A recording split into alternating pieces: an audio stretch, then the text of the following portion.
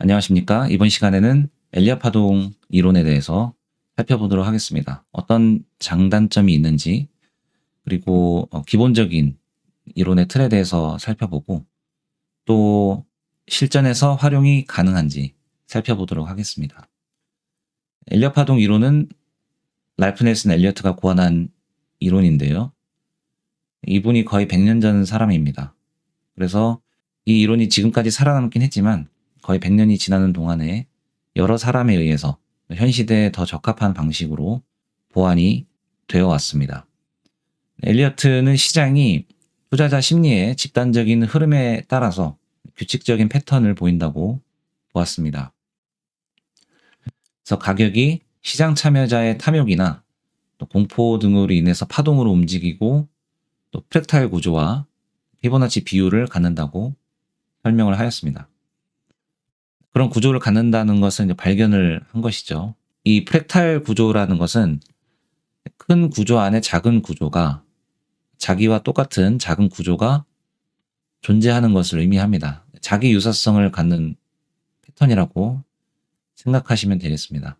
이 점은 조금 이따가 차트에서 설명드리도록 하겠습니다. 그리고 피보나치 비율이 굉장히 중요한데 피보나치 비율이 반드시 존재해야 합니다. 그래서 파동을 크게 두 가지로 분류를 할 수가 있는데 충격파동과 조정파동입니다.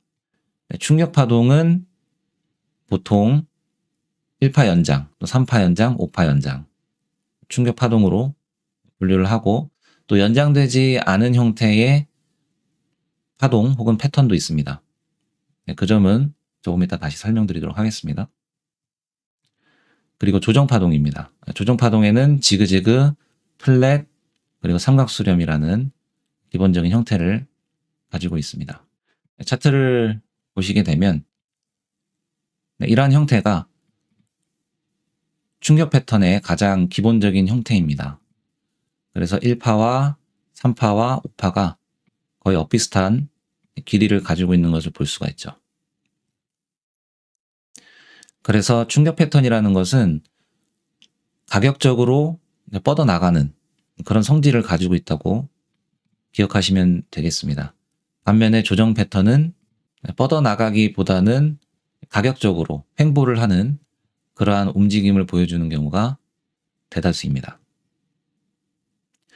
그래서 아까 설명드린 그 프랙탈 구조라는 것이 이론에서 어떻게 나타나느냐면 이렇게 하나의 패턴이 충격 패턴이 있다고 했을 때 1파와 3파와 5파에서 이 패턴과 똑같은 유사한 패턴이 다시 등장한다는 것입니다. 이러한 방식으로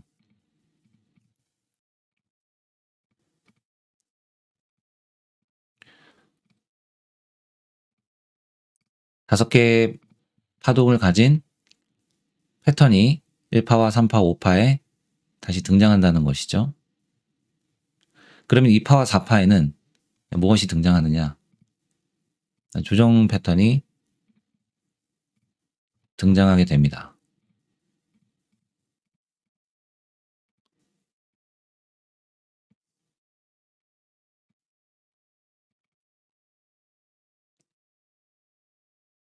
네, 그래서 아까 설명드린 것처럼 충격 패턴에는 1파가 연장된 경우, 그리고 3파가 연장된 경우, 그리고 5파가 연장된 경우로 크게 나눌 수 있고, 또 일반적으로는 1파, 3파, 5파가 비슷한 길이를 갖는 그런 패턴도 나온다고 생각하시면 되겠습니다.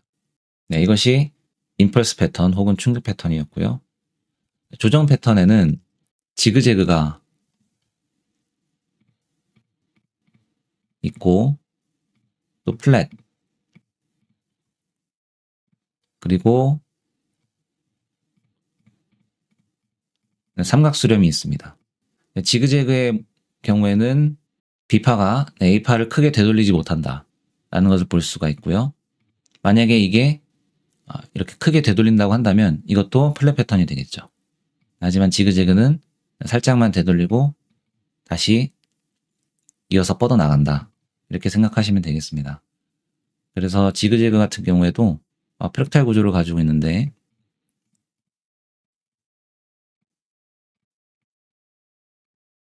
A파와 B파에 이렇게 임펄스 패턴을, 충격 패턴을 가지고 있습니다. B파에는 조정 패턴을 가지고 있고요. 플랫의 경우에는 조금 다릅니다.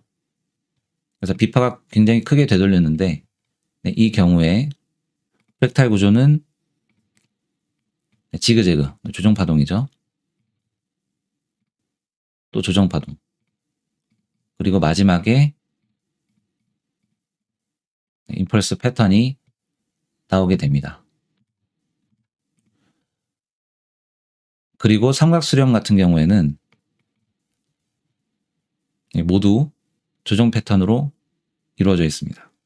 지금 이 모든 걸 다 기억하실 필요는 없습니다. 대략적인 설명을 드리는 것이니까요. 그래서 이러한 프랙탈 구조를 가지고 있고, 또 한 가지 중요한 점이 피보나치 비율을 갖는다는 것입니다. 그래서 이 점이,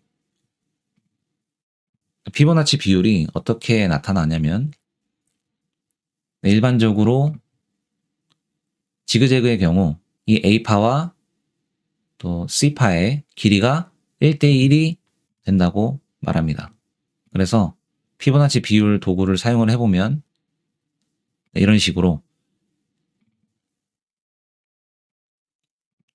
A파 대비 C파의 길이가 1대1이 되는 경우가 많이 있다는 것이죠. 그리고 B파의 되돌림, A파에 대한 B파의 되돌림의 경우에는 0.5가 되는 경우가, 혹은 0.382도 가능하고요.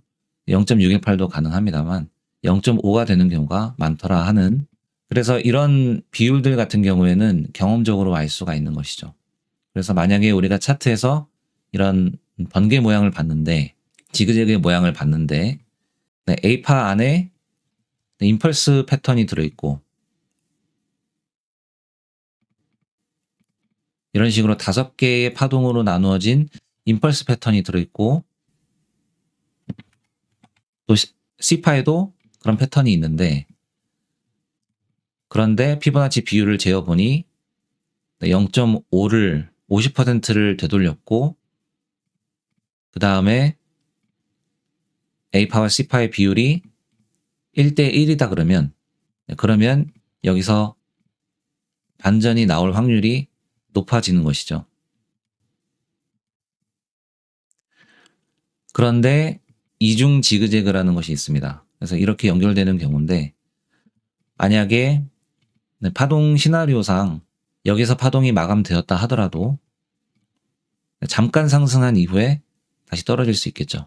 이 엘리엇 파동을 사용하실 때 전체적인 틀이 어떻게 구성이 되어 있는지를 봐야 합니다. 단순히 패턴 하나만 보고 시나리오를 짜게 되면 굉장히 많이 털리는 그런 경험을 하실 수가 있습니다. 그래서 대략적으로 이러한 패턴들이 있다는 점을 고려하시면 되겠습니다. 네, 그래서 테슬라 차트를 보시면요. 이게 A, B, C로 보이는 패턴이 있습니다. 그러면 이 패턴을 확인을 하기 위해서 이쪽 부분이, 그리고 이쪽 부분이 임펄스인지 확인을 해야 한다는 것이죠. 여기서 문제는 사람마다 다르게 볼 수 있다는 것이 좀 문제이긴 하지만, 어느 정도는 서로 대다수의 사람들이 동의를 하는 그런 패턴이 나타나는 경우가 꽤 있습니다. 그렇기 때문에 주관성이 좀 개입이 될 수 있다는 점을 기억하시면 좋겠습니다. 어쨌든 여기 지그재그 모양이 있는데 이 부분을 임펄스로 볼 수 있느냐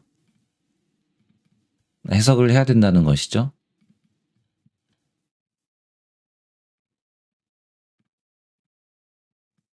이렇게 해석을 하는 분들도 있을 것이고요. 또 여기도 이런 식으로 또 해석을 하는 분들도 있을 것입니다. 이렇게 5개의 파동으로 나눠진다고 한다면, 그러면 이제 여기서도 이런 식으로 조정 파동이 나온 것이죠. 네, 그러면 이렇게 ABC가 완성이 되는데, 팩탈 구조는 확인을 했지만 또 확인해야 되는 것이 피보나치 비율이죠. 그래서 피보나치 비율을 재어보면 1.272가 정확히 나오는 것을 볼 수가 있습니다. 그래서 1대1인 경우도 있지만 그렇지 않은 경우도 있다는 점 기억을 하시면 되겠습니다. 네, 그렇기 때문에 연료 파동이 좀 어려운 것이죠. 네, 허용 오차 범위가 있기 때문에 1대1에서만 반응이 나온다고 한다면 여기서 숏 포지션을 잡으면 됩니다. 네, 그런데 조금 더 올라가게 되었죠. 그래서 비율도 여러 가지 근거가 중첩이 되었을 때 더 의미가 있다는 점을 기억하시면 되겠습니다. 어찌되었든 허용 범위 내에 있기 때문에 패턴으로 인식될 수 있다는 점을 확인할 수 있습니다. 이후에 이 하락 파동을 어떻게 해석할 것이냐는 사람마다 다를 수 있습니다. 근데 보면 조정 파동으로 생각이 되죠. 임펄스가 되려면 가격이 쭉쭉 뻗는 그런 느낌이 있어야 되는데 가격보다는 시간적으로 횡보하는 느낌의 모습입니다. 이 점도 사람마다 해석이 다를 수가 있겠죠, 물론. 그래서 어떤 분들은 아마 이렇게 이중 지그재그로 해석을 하시는 분들도 있을 것이고, 이렇게 되게 되면 0.618이 되돌림으로 나오고요.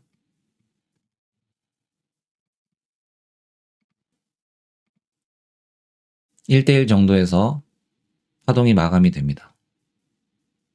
그래서 이러한 방식의 해석이 있을 수 있을 것이고, 혹은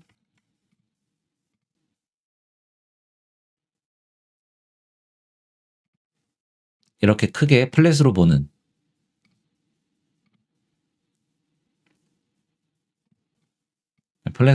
경우도 있을 수 있겠습니다.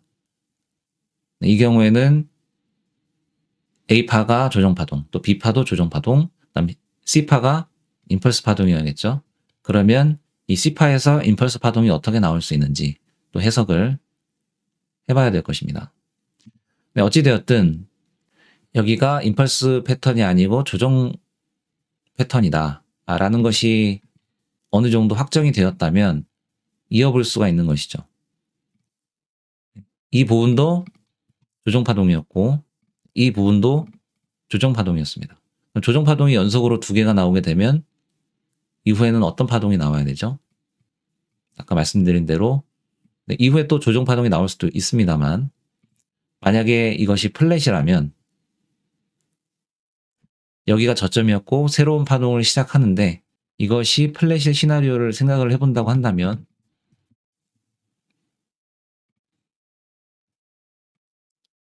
이렇게 될 수가 있는 것이겠죠.